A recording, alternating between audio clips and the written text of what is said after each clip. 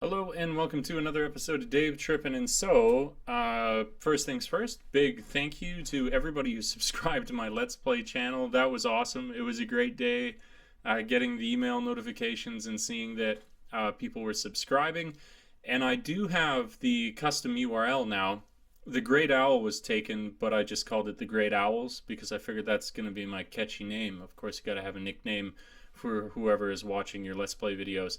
It's weird though, with the custom URL, when I go to the channel still, I get that garbage line of text that follows everything at the top. So I don't know if that ever changes, but now you can give this custom URL to people, whereas like that's kind of silly. I wish they would update that so when you went to the channel you saw it. Anyways, that being said, I just appreciate that everybody was this huge help, that everybody subscribed to the channel. A lot of people who didn't have to, or, well, nobody had to, of course, but that people would even do it who have no interest in video games just to support me. So that's huge. I really appreciate it, plain and simple.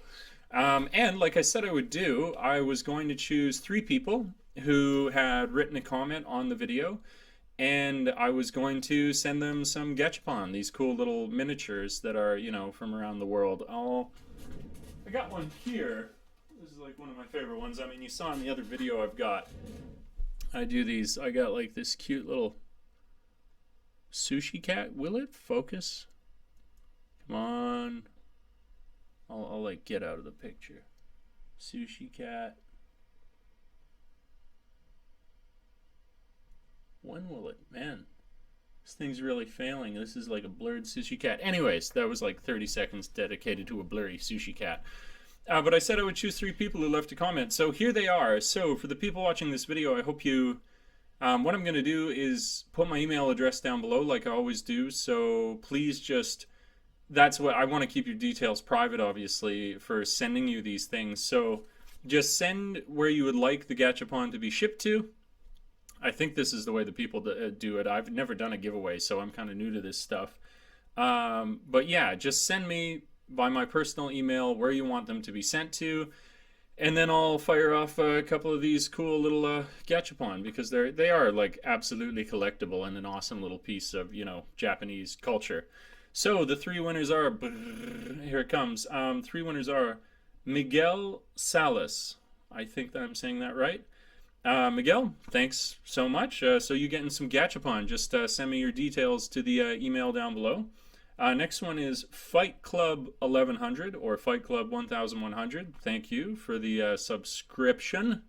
Thank you for everything and following this channel as it is. And then last but not least, we have Kay Leona.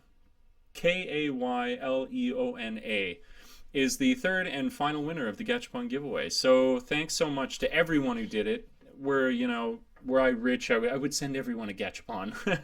But that would get a little out of hand currently. So I'll probably do things like this in the future as well. Because it was such a huge success, and maybe if I tell people occasionally, hey, if you like video games, you should go and check out my Let's Play channel, that people just will, and I'll do more giveaways as people go over to the channel. Or for random stuff, I don't know. Maybe it'll come to me. So I'm also going to do for this video something that I would never normally do, which is answer a bunch of emails in one email, because I think it's been like a week and I've never done like a mega upload video. So if you just want to put me on in the background and listen to me talk my way through these emails that I have, feel free. If you would wish that I would shut the hell up, well, you can just cancel the video and go elsewhere. But here they are. So the questions, we're jumping right in. I'm just going to do them all. Okay. Hey, Dave, I've written to you once. Oh, well, I've written before. Incoming Interact teacher for my company this March. Hey, there you go. Congrats. I've got another question. More on the fear that is holding me back somewhat from going. I'm an introvert by nature, and I feel that I'm going to have a hard time adapting to teaching children. I suppose it could be classified as teacher nerves. I'm looking to see if you have any tips to overcoming the nerves of teaching for the first time. The 50-minute lesson seems intimidating, but I feel that only because I've never done a lesson before. Okay, cool. So little tips on the nerves. I've done this in another one of my videos. It's like teaching in Japan. I hate it, with the mindset of that's someone who says that and my kind of response to them. Actually, let's go real basic to answer your question to begin with. a lot of the nerves that would come from just like beyond the experience being brand new for you comes from, like you said, how am I going to plan a 50-minute lesson when I'm not so familiar with that? And I'll put your mind at ease, at least for working for that company, for Interact.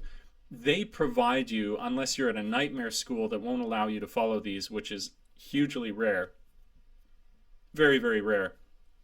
They provide you with lesson outlines. So you're going to go through training, and you're going to have at your disposal lesson plans that are pre-made. That, yeah, some of the parts you might be like, oh, that doesn't make a great deal of sense, but for the most part you can tweak them and use them, and provided you're giving yourself enough time in your preparation time that you will have no problem filling that 50 minutes. Absolutely not. You're probably going to overcompensate to begin with and plan lessons that would exceed that period of time, but don't worry about lesson plan length.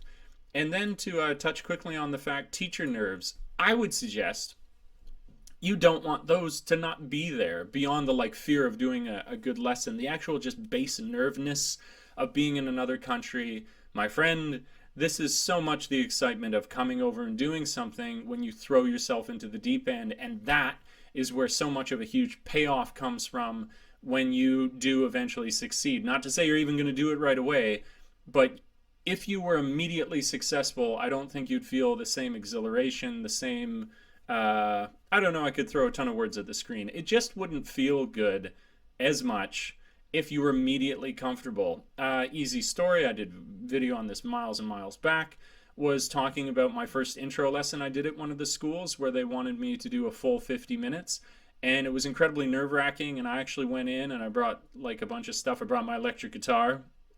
And it was really nerve-wracking, but man, that's one of the coolest things, bar none, of all the experiences I've had while I've been in Japan, where it's almost as you're doing it, it's such a blur that you don't know to totally appreciate it. But when it finishes and you're like, man, I did a good thing.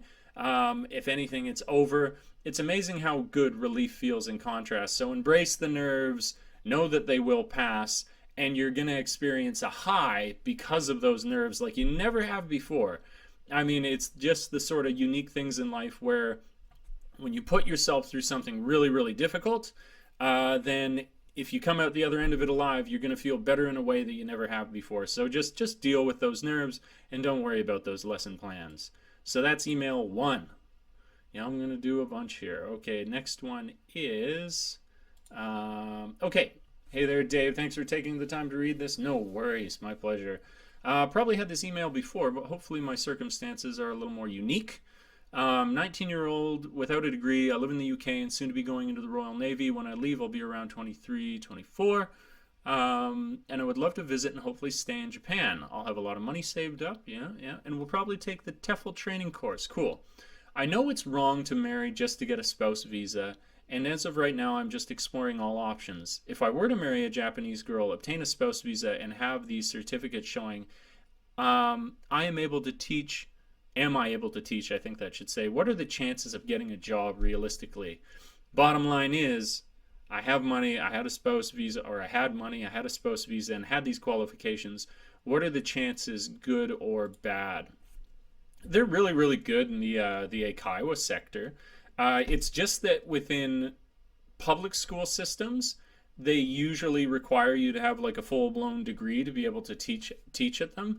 But tons of these after-school Eikaiwas do not require that. And if you, like you said, it's not like you want to go, Japanese wife hunting. But hey, lots of people end up in that situation. Why not benefit in that way? Life's tough enough as it is. So if you went into an Eikaiwa, one of these after schools or non-public school situations, you got a bunch of money saved, you'd have no problem. I mean, no problem so much as, you would be eligible for it. Who knows what else life throws at you, but yeah, you could totally do it. No problem. I know I'm contradicting myself, whatever. Okay, but that's the answer to your question there. Bam! We're hammering through the emails here. Next one. Ooh, this one's a little longer. Okay. All right. A little about myself. 25-year-old recent college graduate. Over the past few months, I've been carefully researching ESL teaching in Japan. Cool. And become incredibly intent on doing this, and I'm not the type of person who makes decisions quickly or lightly. Nice, you're a thinker. Don't think too much, though. That can be a problem. In order to prepare, I've been learning the language from several sources. Nice, Rosetta Stone. You're learning the different alphabets. Nice, applications. And watch dozens of hours of JBlog videos. They are really useful, all these personal experiences. So that's all good stuff. That is useful. The question, one thing I'm still unsure of is how much I need to save to be adequately prepared for the journey. I've heard contradictory tips. Some say find a job before you move to Japan. Others say interview while you're with the host family once in Japan. Both of these suggestions, I think, change the amount needed to save. I remember you saying that 4,000 to 5,000 USD is overkill, but some expounding on this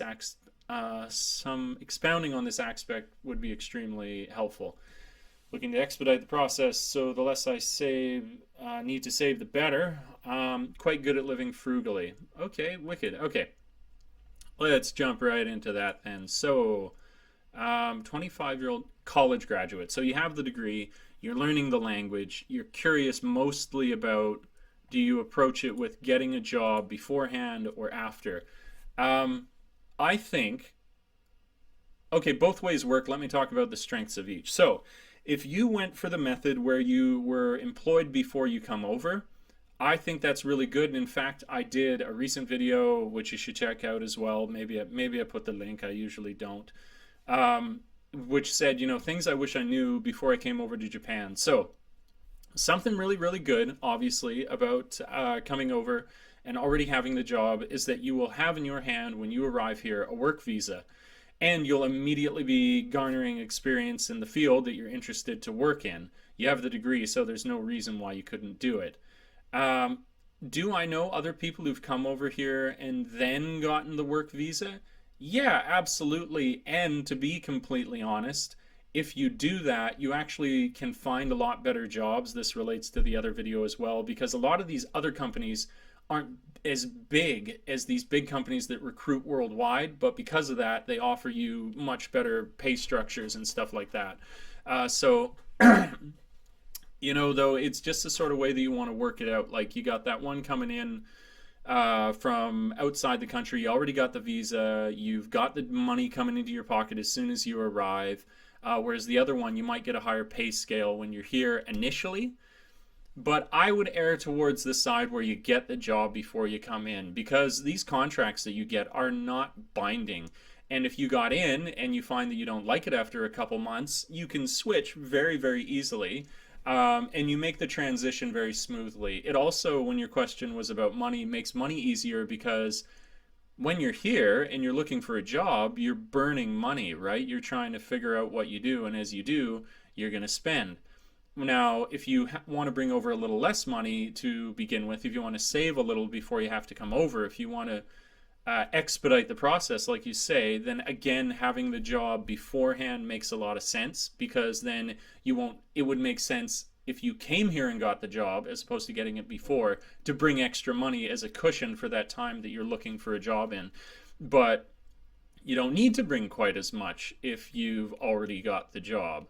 So I would say, practically speaking, you would get the job beforehand. You can always get a better job as soon as you arrive here, and you will have your visa taken care of.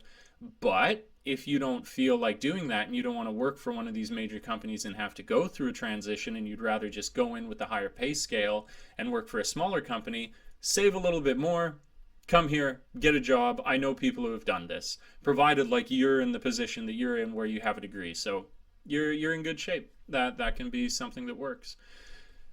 So that's pretty good. That's like 3 emails in under 20 minutes or whatever. So yeah, that's to catch up. If anybody else has any questions about Japan, teaching in Japan, life in Japan, blah blah blah, please do get a hold of me. Please do smash that like button. Help me with my channel. Help me out. You don't have to. I appreciate it though. Subscribe if you like videos like this or any of the other ones you see in my library on my site. And yeah, my contact's down below for those people who won the Gatchapon giveaway. So get a hold of me, and the sooner you get a hold of me, obviously, the better, because then I can send you those things more quickly.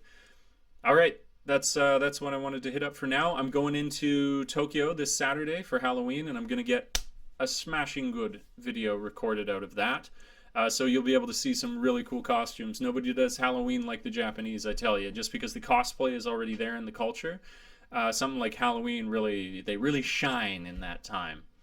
All right, thanks for tripping with Dave. Ciao for now. Peace.